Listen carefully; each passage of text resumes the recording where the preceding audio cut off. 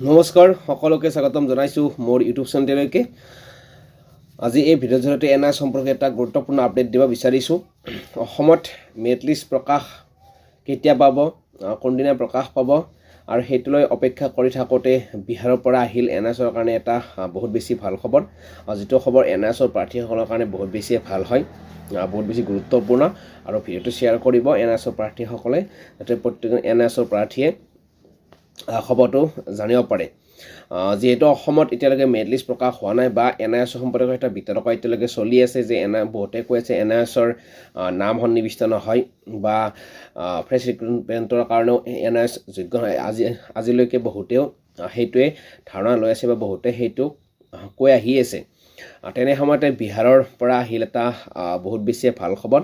আৰু সেই ভাল খবৰটো এইটোৱে যে বিহাৰ যি TRE-1 আৰু TRE-1ত বিহাৰৰ পৰা এনআইএছৰ প্ৰাৰ্থীসকলক ডকুমেণ্টছ ভেৰিফিকেশ্যনৰ কাৰণে ইনভাইট কৰিছে, যিটো বিহাৰ পাব্লিক ছাৰ্ভিচ কমিশ্যনৰ দ্বাৰা যিটো পৰিচালিত। আৰু সেই এনআইএছৰ যিসকল প্ৰাৰ্থী আছে সেইসকল প্ৰাৰ্থীক 10 তাৰিখে ভেৰিফিকেশ্যনৰ কাৰণে মাতিছে। আৰু এইটোৱে হ'ল বহুত বেছি ভাল খবৰ।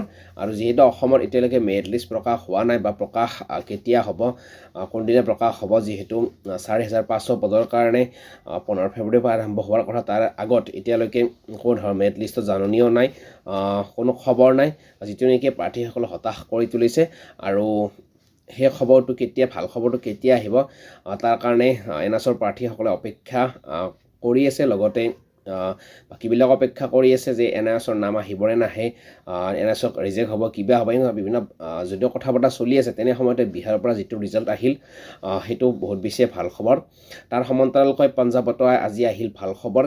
গতিকে এনেকুৱা ধৰণে ভাৰতৰ বিভিন্ন ৰাজ্যৰ পৰা এনআইএছৰ কাৰণে ভাল খবৰবিলাক আহি আছে। কিন্তু অসমত এতিয়ালৈকে কোনো ধৰণৰ ইনফৰ্মেশ্যন নাই, যিটো নেকি প্ৰাৰ্থীসকলক হতাশ কৰি তুলিছে। কিয়নো আজি এবছৰ পাৰ হৈ গ'ল, কোনো ধৰণৰ মেৰিট লিষ্টৰ প্ৰকাশ হোৱা নাই বা কোনো ধৰণৰ জাননী নাই, প্ৰভিজনেল মেৰিট লিষ্টে ওলাব নে কি ওলাব। এতিয়া আমি আশা কৰিছোঁ যে শিক্ষা বিভাগে অতি সোনকালে মেৰিট লিষ্ট প্ৰকাশ পাব আৰু প্ৰাৰ্থীসকলক যিটো মানসিক অশান্তি সেইটো দূৰ কৰিব। কাৰণ আজি এবছৰ পাৰ হৈ গ'ল আৰু যিহেতু খুব কম দিনৰ পিছতেই 4500 কাৰণে নিযুক্তি প্ৰক্ৰিয়াৰ কাৰণে পৰ্টেল খুলিব লাগে 15 ফেব্ৰুৱাৰীৰ পৰা।